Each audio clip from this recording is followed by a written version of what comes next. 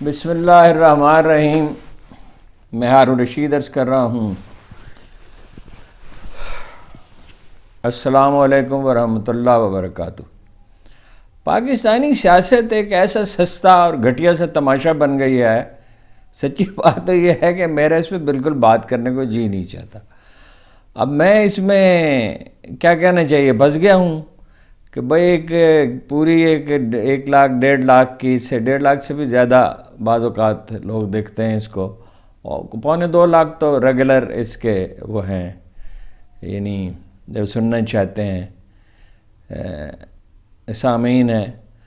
تو بات کرنے کو بالکل اتنی، یعنی ابھی میں جب اس کمرے کی طرف آ رہا تھا تو پتہ چلا، اچانک خبر آئی کہ جناب نواز شریف صاحب کی اور صدر عارف علوی کی ملاقات کے لیے کوشش کی جا رہی ہے۔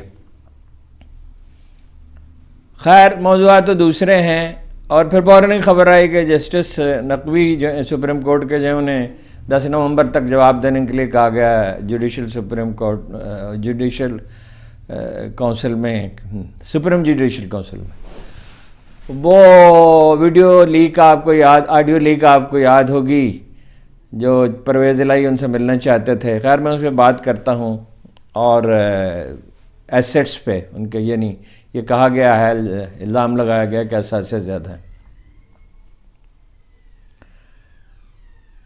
تحقیقات تو ہونی چاہیے، اس لیے کہ کوئی بھی شکایت ہے تو اس پہ ہونی چاہیے۔ ویسے وہ بہت ہی نیک نام جج ہے، اور جو وہ آڈیو لیک والا قصہ تھا وہ یہ تھا کہ چودھری پرویز الہی صاحب کی آواز سنائی دیتی ہے کہ وہ ان سے ملنا چاہتے ہیں، اور وہ اصرار کر رہے ہیں کہ اس کی کوئی ضرورت نہیں ہے۔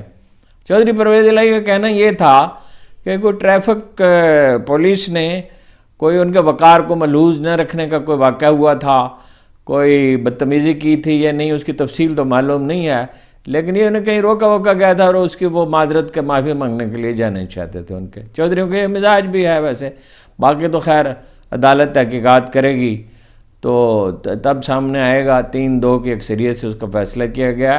اس کی سپریم جوڈیشل کونسل کی تشکیل اس طرح ہوتی ہے، 3 سپریم کورٹ کے جج، چیف جسٹس سمیت، اور 4 ہائی کورٹوں کے جج۔ تو بہرحال تحقیقات ہونی چاہیے، لیکن جسٹس جاوید اقبال کو جو ہے وہ یعنی کلین چٹ دے دی گئی ہے، اور کئی اور ججوں کے خلاف بھی شکایات ہیں، لیکن کوئی ہمارا عدالتی نظام جس طرح کا ہے اس پہ کسی تبصرے کی کوئی ضرورت نہیں ہے۔ موضوعات دوسرے تھے، بیچ میں آتے یہ خبریں 2 مل گئیں۔ تو عارف علوی کیا دے سکتے ہیں؟ چودھری اپنا جو میاں نواز شریف کو صدر عارف علوی کیا دے سکتے ہیں؟ اب چونکہ انہیں یہ معلوم ہے کہ عمران خان ان سے ناراض ہیں، اور پارٹی میں ان کی کوئی پوزیشن رہی نہیں، وہ وضاحتیں کرتے پھر رہے ہیں۔ ان سے کہا گیا تھا الیکشن کی تاریخ کا اعلان کریں نہ کریں، میرا خیال ہے انہیں ون اوور کرنے کی کوشش کی جائے گی، لیکن میرا نہیں خیال ہے کہ عارف علوی ان کے دام میں آئیں گے۔ اور انہیں وہ دے کیا سکتے ہیں نواز شریف صاحب؟ صدارت کی اگر پیشکش کریں گے تو ظاہر ہے اس پہ عمل نہیں ہو سکتا، اس کا سوال ہی پیدا نہیں ہوتا۔ اس کے باوجود جو ہیں وہ اقتدار کا پاور انٹاکسیکیشن ایسی چیز ہے، اقتدار کے جو مزہ ایک دفعہ چکھ لے اس کے جی تو نہیں چاہتا پھر۔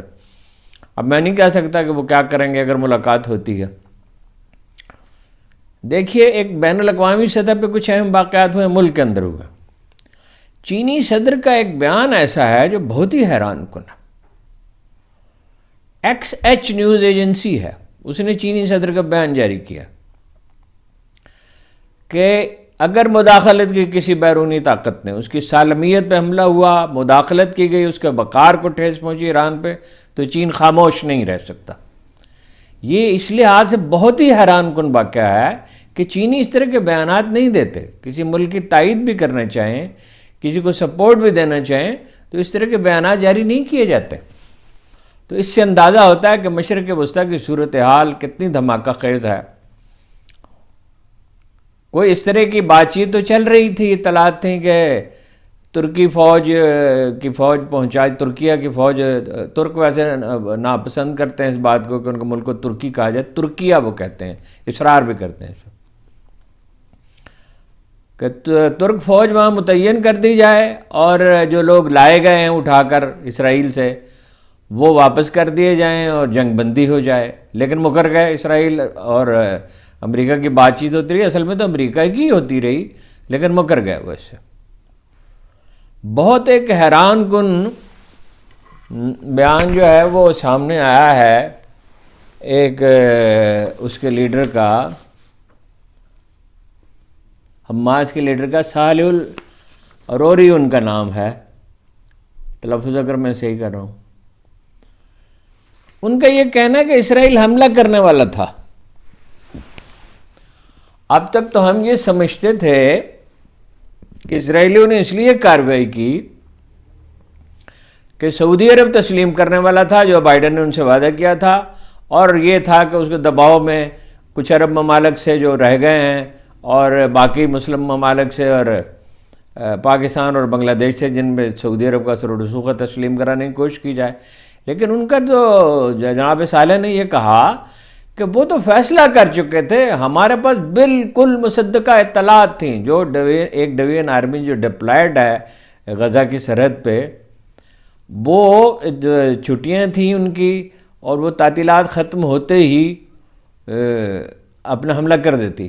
چنانچہ ہم نے انہیں سرپرائز دیا، تیاری ظاہرہ پہلے سے کی ہوئی تھی، انہیں سرپرائز دیا، اور وہ جو آہنی گنبد انہوں نے حصار تعمیر کیا تھا وہ تو انہیں بچا نہیں سکا۔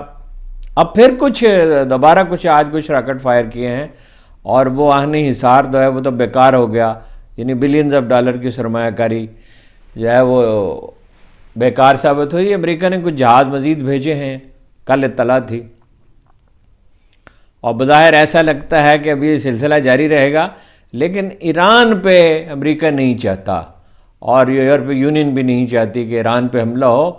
ایران اس پوزیشن میں ہے اب چین کے اس بیان کے بعد، یعنی اور بھی صورتحال ایران کے لیے بہتر ہوئی ہے۔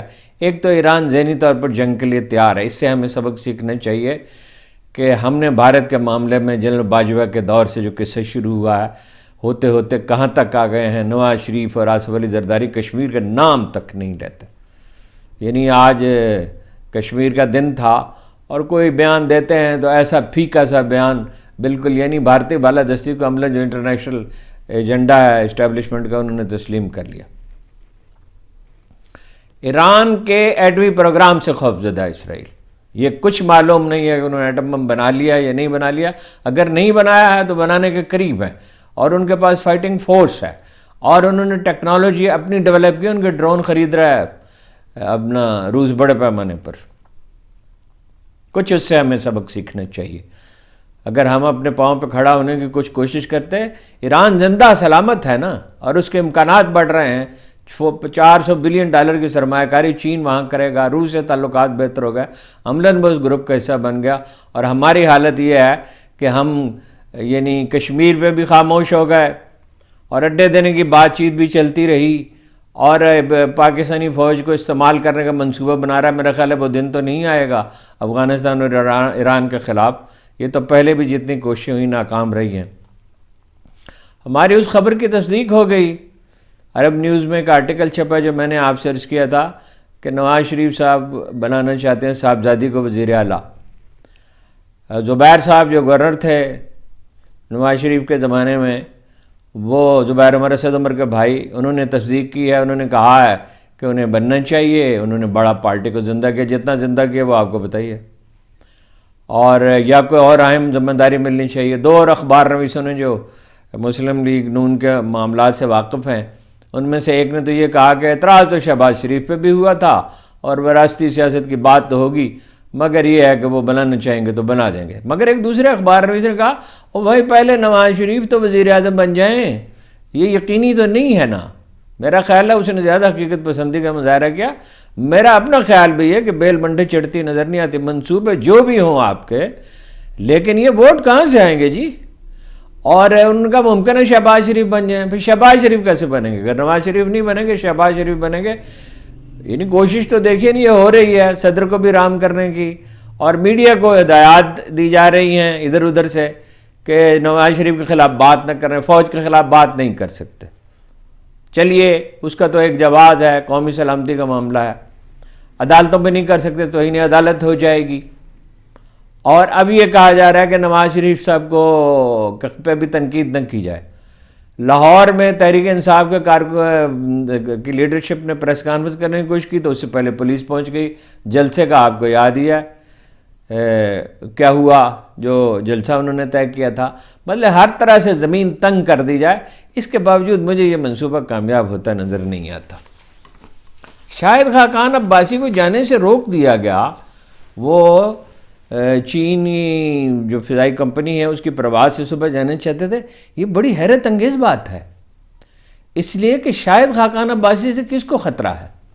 اصل میں میرا خیال ہے یہ میسیج ہی دیا جا رہا، 5 اکتوبر کو وہ گئے تھے، 5 اکتوبر کو یا اس سے کچھ پہلے وہ گئے تھے اپنا بیرون ملک، اس وقت تو نہیں روکا گیا، اب اچانک ان کا نام ایگزٹ کنٹرول لسٹ پہ کیسے آ گیا؟